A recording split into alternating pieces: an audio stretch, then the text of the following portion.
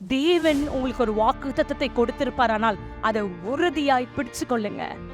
அதை பிரிச்சு கொள்றது மாத்திரம் இல்ல, அதை கிளைம் பண்ணி நீங்க அதை கேட்டுக்கொண்டே இருக்கும் பொழுது உங்க வாழ்க்கையில நிச்சயமாகவே ஒரு நாள் அது கிரியை செய்யப்படும். கிரியை நடக்கலையே என்று கவலைப்படாதீங்க.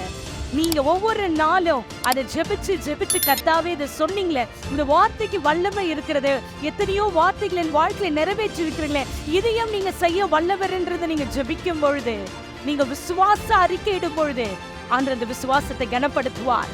கர்த்தர் நிச்சயமாகவே கிரியை செய்வார். நீங்க ஏமாற்றத்தை ஒரு நாளும் சந்திக்க மாட்டீங்க. ஏனென்றால் அவர் வானமும் பூமியும் உண்டாக்கினவர், சகலத்தையும் உண்டாக்கின தேவன் அவர். ஹல்லேலூயா. உங்களுடைய காரியத்தை உண்டாக்காமல் இருப்பது எப்படி? அதை சந்திக்காத இருப்பது எப்படி? அதில் நீங்க ஜெயம் பெறாத இருக்கிறது எப்படி? உங்கள் தேவன் உங்கள் பட்சமாய் இருக்கிறார் பிரியமானவர்களே.